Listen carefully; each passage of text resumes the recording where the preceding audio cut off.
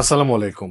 Summer and winter সিজনে dress কোডের কিছু ডিফারেন্স রয়েছে আইএসএসবি ক্যান্ডিডেটদের জন্য। এই টপিকটি নিয়ে ডিফেন্স একাডেমির আজকের এপিসোডটিতে সাথে আছি আমি কাজী মাহবুব জামান অবিন। যারা আমাদের এই চ্যানেলটিতে নতুন রয়েছেন, এখনো পর্যন্ত সাবস্ক্রাইব করেননি, তারা আপনার প্রয়োজনেই চ্যানেলটিকে সাবস্ক্রাইব করে রাখতে পারেন। যারা ফেসবুকে দেখছেন তারা আমাদের পেজটিকে ফলো করতে পারেন। আইএসএসবি এক্সামের কি ধরনের ড্রেস কোড প্রয়োজন সেগুলো নিয়ে অনেকেই আমাদের কাছ থেকে জানতে চান, অনেকেই এই বিষয় নিয়ে কিছুটা কনফিউশনেও থাকেন। যদি আমি চলমান ব্যাচটির এক্সাম্পল দেই, তাহলে আমরা দেখব যে অনেকের পরীক্ষা কিন্তু জানুয়ারিতে হবে, ফেব্রুয়ারিতে হবে, আবার অনেকের পরীক্ষা মার্চ এপ্রিলের দিকেও চলে যাবে। এখানে আমাদের পরীক্ষার টাইম শিডিউলের উপর ডিপেন্ড করবে আমাদের কি ধরনের ড্রেস কোড প্রয়োজন।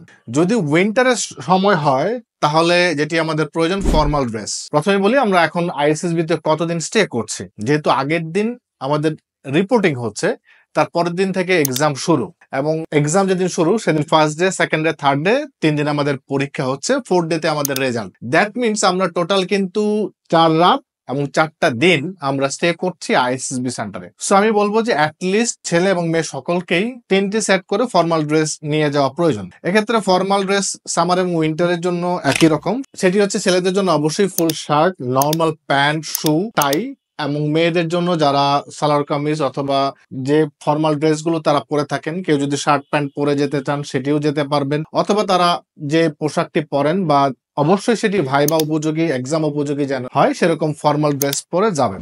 সো এটি হলো 3 সেট। আমি বললাম যে ছেলে এবং মেয়েদের জন্য ফর্মাল পোশাক। এর পাশাপাশি যদি উইন্টারে হয় তাহলে অবশ্যই ছেলেদের জন্য ব্লেজার বা স্যুট প্রয়োজন, একইভাবে মেয়েদের জন্য শীতের পোশাক প্রয়োজন। এটা হচ্ছে উইন্টার সেশনের জন্য। আর যদি সামারে হয় সেক্ষেত্রে তো আর এটা প্রয়োজন হচ্ছে না। ফর্মাল ড্রেস কিন্তু আমাদের প্রয়োজন হচ্ছে ফার্স্ট ডে এক্সামের সময়, এছাড়া আমাদের ভাইবার সময়, রেজাল্টের সময়, এবং অনেকেই বলে থাকে যে রিপোর্টিং এর ডেতে ফর্মাল ড্রেস পরে যাওয়ার প্রয়োজন রয়েছে কিনা। আমি বলবো অবশ্যই, যেহেতু আইএসএসবি ক্যান্ডিডেট, অবশ্যই প্রথম দিন থেকেই ফর্মাল পোশাকে যাওয়া উচিত।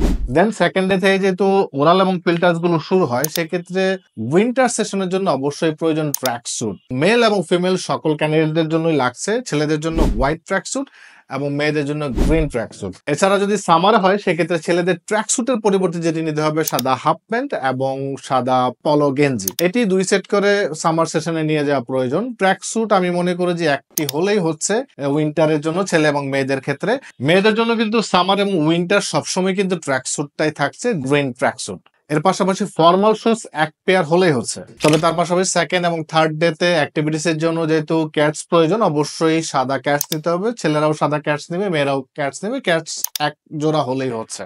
এছাড়া অন্যান্য যে ড্রেসের পার্সোনাল প্রয়োজন হচ্ছে রাতে ডরমিটরিতে স্টে করার জন্য, সেটি অ্যাজ ইউজুয়াল মার্জিত রুচিশীল যে কোনো পোশাক নিয়ে গেলেই হচ্ছে, সেটির জন্য কোনো বাইন্ডিংস নেই। তবে অবশ্যই যেহেতু গ্রুপ মেটদের সাথে থাকতে হবে, সেক্ষেত্রে অবশ্যই ভালো পোশাক নিয়ে যাওয়া প্রয়োজন। সুন্দর পোশাক পরিপাটি সেভাবেই থাকা প্রয়োজন। ড্রেস এবং টয়লেটিস যার যার প্রয়োজন সেগুলো অবশ্যই ক্যান্ডিডেটরা নিজেরাই নিয়ে যাবে।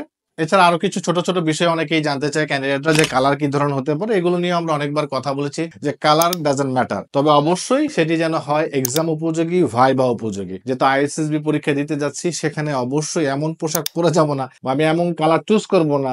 সাপোজ যদি কেউ ইয়েলো, রেড চুজ করা হোক যে এটা হচ্ছে ভাইবা উপযোগী বা এক্সাম উপযোগী না, মার্জিত রুচিশীল যে কোনো কালারেই পরীক্ষায় দেওয়া যাবে। অনেক সময় আমরা মনে করি যে ব্ল্যাক এন্ড হোয়াইটই হতে হবে কিনা। ব্ল্যাক এন্ড হোয়াইট যে ম্যান্ডেটরি বা ব্ল্যাক এন্ড হোয়াইট পরে যেতে হবে এরকম বিষয়টা না।